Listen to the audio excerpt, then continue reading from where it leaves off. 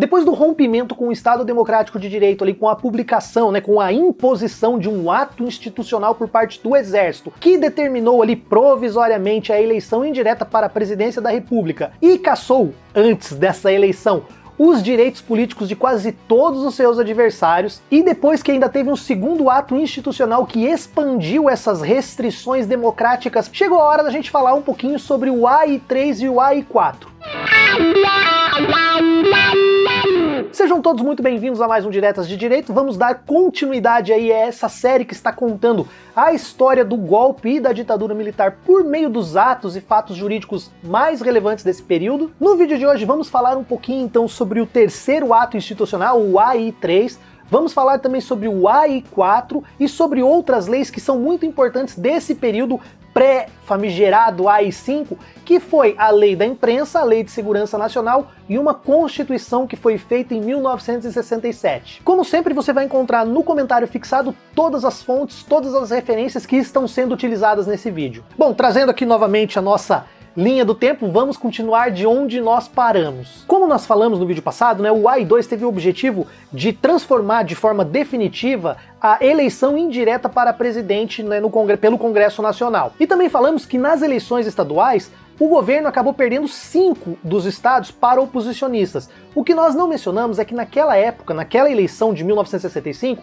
apenas 11 das 22 então unidades federativas, nós tínhamos 22 estados, apenas 11 tiveram eleições em 65 e dessas 11, 5 o governo federal saiu derrotado. Aí, como nós vimos, né, no vídeo passado, basta dar uma olhadinha lá, nós tivemos ali o fim do pluripartidarismo e nós tivemos uma outra série de restrições lá que garantiram ou que permitiram com que mais adversários políticos fossem extirpados da vida pública. Como estava chegando então as eleições de 66 e nós teríamos agora as eleições para deputado federal, para Senado e para as 11 outras restantes unidades federativas, né, para os outros 11 estados, o governo veio então e em 5 de fevereiro de 1966 instituiu o AI-3. Agora, os estados também basicamente teriam eleições indiretas para o governador, feitas nominalmente pela Câmara, ou seja, o voto tinha que ser aberto para não ter uma surpresa, né, para o regime militar não ter surpresa e também para estar olhando como cada um deles votavam, assim como era para o Congresso Federal para eleger o presidente.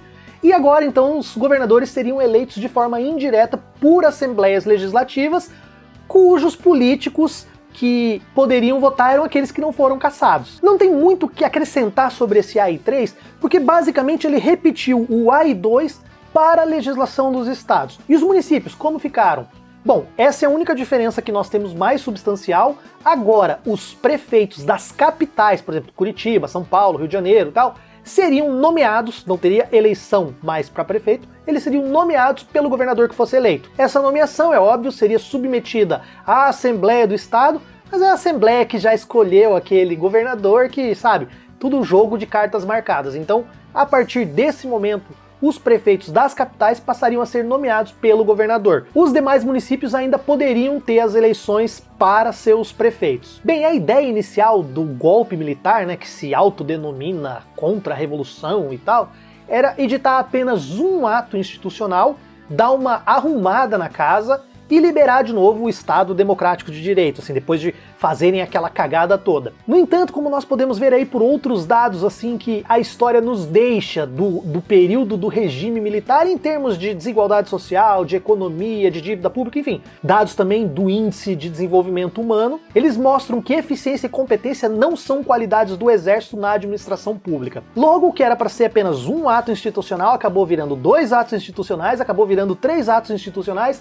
Então eles falaram assim, não, pra gente dar uma regulada, arrumar toda essa bagunça, vamos fazer o 4º e último ato institucional, que vai ser o quê? Convocar uma Assembleia Constituinte, que seria, no caso, o Congresso Nacional, para criar uma nova Constituição Federal. Esse AI-4, então, como já apareceu até aqui na tela, ele foi expedido em 7 de dezembro de 1966. Aqui cabe uma informação bastante interessante. Essa Constituição de 67 ela foi totalmente redigida pelo Poder Executivo. Eu vou colocar o nome aqui dos juristas que escreveram ela. Foi Carlos Medeira Silva, Levi Carneiro, Temístocles Cavalcante, Orozimbo Nonato e ele sempre, né, Francisco Campos, que já participou dos atos institucionais anteriores. O que ela fez basicamente essa Constituição que foi promulgada, sabe quando? em 24 de janeiro de 1967, para entrar aqui na linha do tempo, e ela trouxe basicamente todo aquele contexto, todas aquelas mudanças que foram impostas pelos atos institucionais anteriores, trouxe para um corpo de uma nova Constituição. Ou seja, ela definiu essas eleições indiretas, né, para os governos estaduais, para o governo federal, ela mexeu com aquela questão da competência da justiça militar, ela trouxe também, olha só, a previsão da pena de morte para crimes contra a segurança nacional, algo que não existia. A Constituição de 46 não permitia pena de morte, salvo em caso de guerra, como é, por exemplo, a nossa atual Constituição de 1988. E, como eu falei no começo, ela foi promulgada. No primeiro vídeo da série eu expliquei para vocês mais ou menos o que significa promulgar e outorgar. Nós tivemos constituições que foram promulgadas, como por exemplo a de 46. Aqui, o governo militar, que adora criar uma farsa jurídica, né? Ela quis chamar, ou ela diz, né, essa Constituição se diz promulgada porque ela foi feita por um Congresso Nacional, por uma Assembleia Constituinte, que foi imposta por um ato institucional. Mais do que isso, ela foi redigida e foi depois submetida a essa Assembleia que não tinha liberdade para questionar, para modificar nada que fosse relevante e contrário aos interesses do exército, que na verdade era quem estava ali manipulando, sabe? O teatro de marionetes eram os militares que estavam conduzindo as cordinhas. Então, tecnicamente, muitas pessoas falam em semi-promulgada e tal. É mais correto falar que ela foi outorgada, mas com uma falsidade ideológica que fez constar a palavra promulgada. Eu não vou me aprofundar muito sobre essa Constituição, porque como eu acabei de falar, os militares eles são tão competentes que 2 anos depois, apenas 2 anos depois, nós tivemos uma nova Constituição, ou seria uma emenda constitucional. Isso é uma questão bastante interessante que vocês vão ver no próximo vídeo, que já tirou de linha, né, deixou de vigorar essa Constituição em pouquíssimo tempo. Logo após essa Constituição, nós tivemos ali em 5 de fevereiro de 67, a Lei da Imprensa. Essa Lei da Imprensa era uma lei que se encontrava em vigor até pouco tempo atrás, né, porque ela foi feita e ela criava algumas situações de censura e tal. Eu ainda vou fazer um vídeo específico sobre essa lei, então não vou falar muito sobre ela, mas é importante falar que essa lei já foi declarada inconstitucional, ela não foi recepcionada pela Constituição de 88. E o que é recepcionada, você vai me perguntar? Hoje nós temos uma Constituição Federal, né, a Constituição que foi criada lá em 88, e toda vez que uma lei nova é criada, essa lei ela precisa estar de acordo com a Constituição. Se ela não estiver de acordo, ela é declarada inconstitucional, ou seja, ela para de produzir seus efeitos. Quando as leis elas são anteriores à Constituição de 88, quando a Constituição de 88 entrou em vigor e ela está acima das outras, todas as leis que vieram antes, elas precisam estar em sintonia ou elas vão deixar de existir. Então, diversas leis, diversos artigos, né, partes de leis, elas se encontram contrárias a essa nova Constituição. E quando nós temos essa situação, nós dizemos que essa legislação ela não foi recepcionada, ou seja, a Constituição de 88 ela não recebeu essa legislação antiga e ela deixou então de surtir efeitos.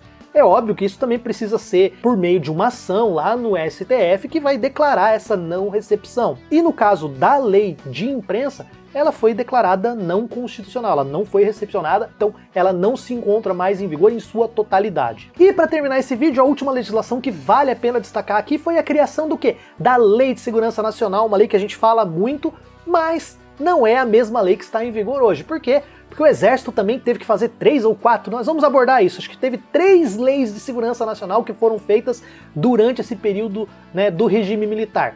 E o que essa lei trouxe de novo? Essa lei trouxe crimes que agora seriam expressamente julgados pela Justiça Militar, que seriam crimes ali atentados contra, por exemplo, bases do Exército, veículos e aeronaves militares, ou então se associar a estados estrangeiros, aquela questão que, sabe, de teoria de conspiração mesmo, que você consegue colocar qualquer crime ali que você acha que seja, para poder, né, pegar essas pessoas, punir e tirar de circulação e tal. Então foi ali que nasceu essa Lei da Segurança Nacional, que é uma lei muito questionável até os dias de hoje, principalmente por causa da sua natureza, mas essa primeira Lei de Segurança Nacional, ela não previa nenhum crime com pena de morte, e a Constituição, que tinha sido feita alguns meses antes, né, já previa a possibilidade de haver o crime, né, de haver a pena capital, a pena de morte, para crimes contra a segurança nacional. Ali, nenhum desses crimes, por enquanto, preveu.